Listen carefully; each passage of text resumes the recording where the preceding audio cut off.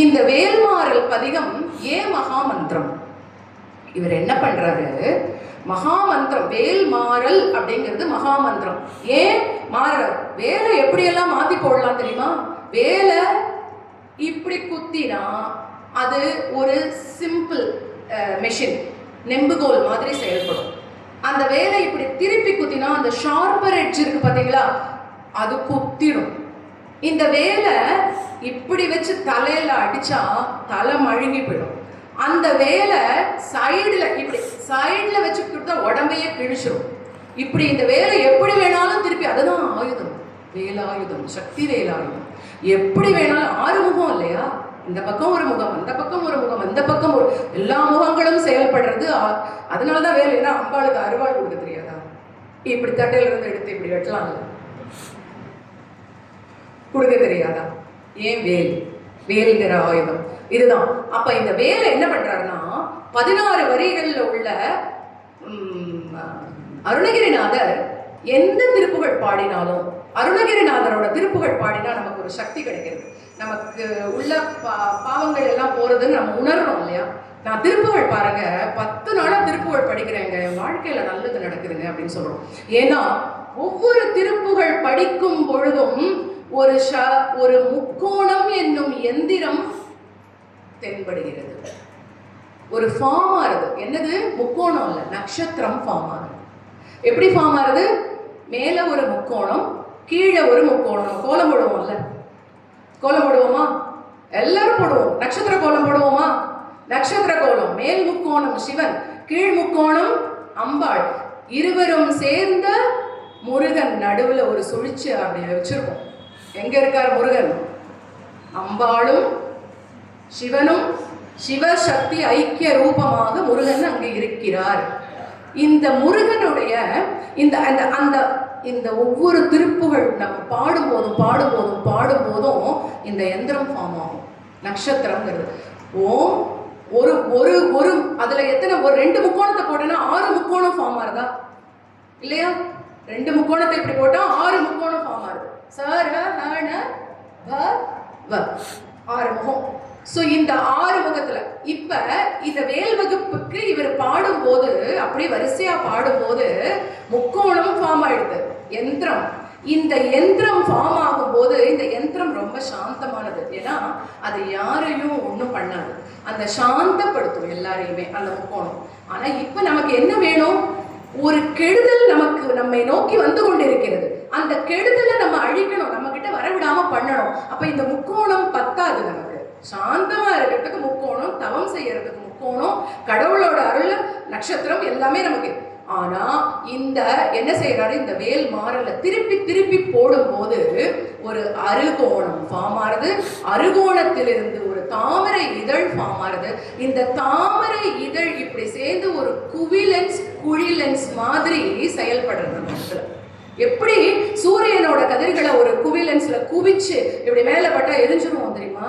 தலைமுடியெல்லாம் எரிஞ்சிரும். அப்படி ஒரு குவிலென்ஸ் விளையாடி இருக்கும்ல சின்ன வயசுல, ஒரு குவிலென்ஸை வச்சு அப்படியே சூரிய கதிர்கள், அந்த மாதிரி ஒரு லென்ஸா இது ஃபார்ம் ஆகி ஒருத்தரை எரிக்கிறது. அப்ப எந்த விதமான ஒரு கெடுதல் வந்தாலும் இந்த வேல்மாறல் பதிகம் அந்த கெடுதலில் இருந்து ஒரு யந்திரமாக மாறி, ஸ்ரீசக்கர யந்திரம் கேள்விப்பட்டிருக்கோம் இல்லையா?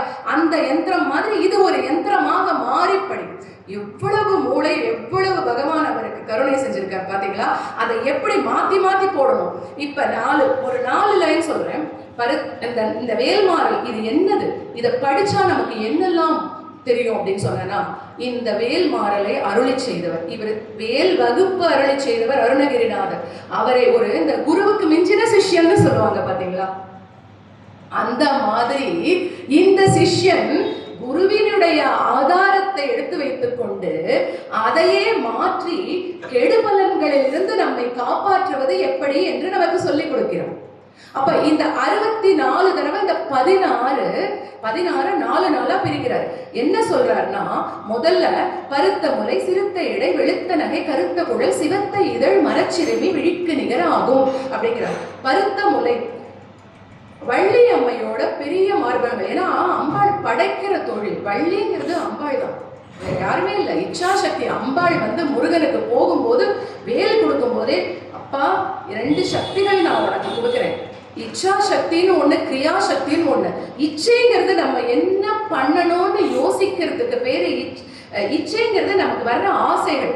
நான் இங்க வரணும் அப்படின்னு நான் நினைக்கிறேன், இங்க இந்த கார்த்திகை மன்றத்துல விழாவுக்குள்ள பேசணும்னு நான் நினைக்கிறேன், அது என்னுடைய இச்சை. இது நடக்கணும் அப்படின்னு சொன்னேன்னா அந்த சக்தி வேலை பண்ணணும், அதுக்கு ஒருத்தர் இச்சா சக்தி நடக்கும். இப்ப இது நான் இங்க இதை சொல்றேன், என்ன சொல்ல போறோம்னு நான் யோசிக்கிறேன் பாத்தீங்களா? என்னன்னு அந்த யோசிக்கும் திறமை ஞான சக்தி. இப்ப இத சொல்லிட்டேனா, இன்னைக்கு சொல்லி கொண்டிருக்கிறேனா, நடந்துட்டு இருக்கா? இப்ப என்ன சக்தி? கிரியா சக்தி நடக்கிறதா? இச்சை, ஞானம், கிரியை. வள்ளி, முருகன், தேவசேனன், வேல்.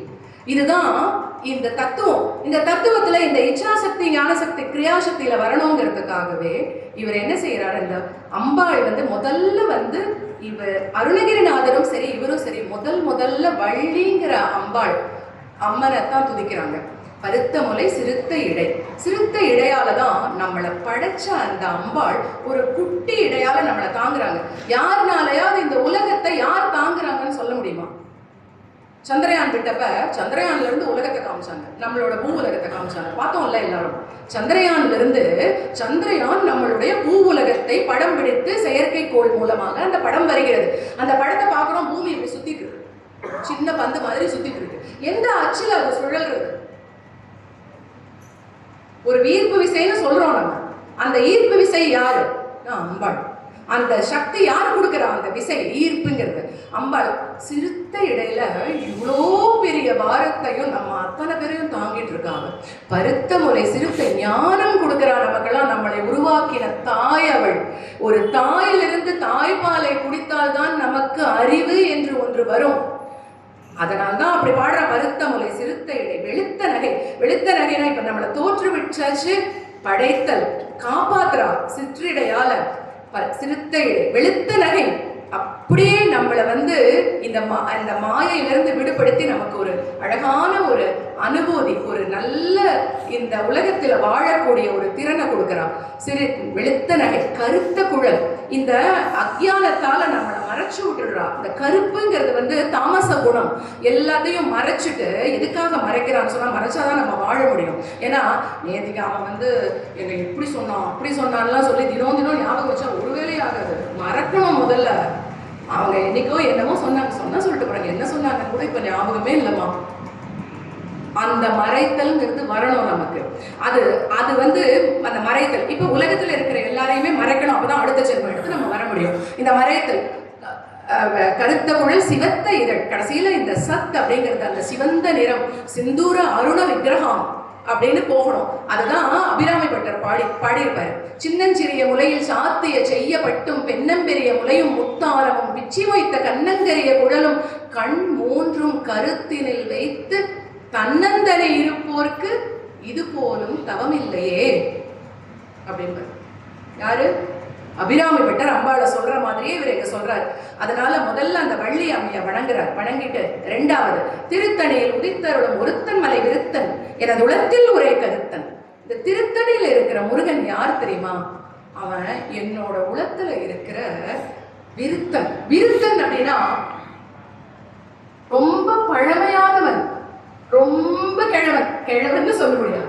ஏன் பழமையானவன்னா, அவன் தான் முதல்ல உருவானவன், அவன் தான். அதனால ஒருத்தன் மலை நிறுத்தன், மலைகளுக்கெல்லாம் அதிபதி. இவ்வளவு மலையில முருகன் இருக்காரே, பழனி மலைகளுக்கு இல்ல, திருத்தணி மலை தான் ரொம்ப வசதி. ரொம்ப வசதி. மலைகள்லயே ரொம்ப வசதியான மலை இது. வசதினா உயர்வு, அந்த ஹைட்டு சொல்லல, அற்புதமான மலை திருத்தணி. அந்த திருத்தணி மலையில அதனாலதான் திருத்தணியில் உதித்து அருளும் ஒருத்தன் மலை விருத்தன் எனது உளத்தில் உரை கருத்தன். இதை நீ எங்க இருக்க தெரியுமா முருகா? நீ எங்கே இருக்க? என்னை அம்பாள் படைச்சா, நன்றாகவே படைத்து விட்டாள். ஆனால் மனமே முருகனின் மயில் வாகனம், எங்க இருக்க நீ? மனதுக்குள்ள உன்னுடைய மயில் வாகனத்தில் நீ அமர்ந்து கொண்டிருக்கிறாய். கருத்தன், என்னுடைய கருத்தினில் புத்தியிலும் மனத்திலும் எல்லாவற்றிலும் நீயே இருக்கிறாய். நடத்து குகன் வேலே. இந்த வேல் எப்படி இருக்கு அப்படின்னா இப்படி இருக்கு. வள்ளி அம்மையோட கண்களுக்கு நிகரா இருக்கு. சிறுத்த இடை வெளுத்தனகை கருத்த கொடு சிவத்த இதழ் மரச்சிறுமி விழிக்கு நிகராகும். அந்த வள்ளி நாச்சியாரோட கண் விழியே பார்த்தா வேலை பார்த்த மாதிரியே இருக்கும். விழிக்கு நிகராகும். இந்த வேல் எப்படிப்பட்டது? வேலோட அற்புதத்தை சொல்றார், வேலோட மகிமையை சொல்றார்.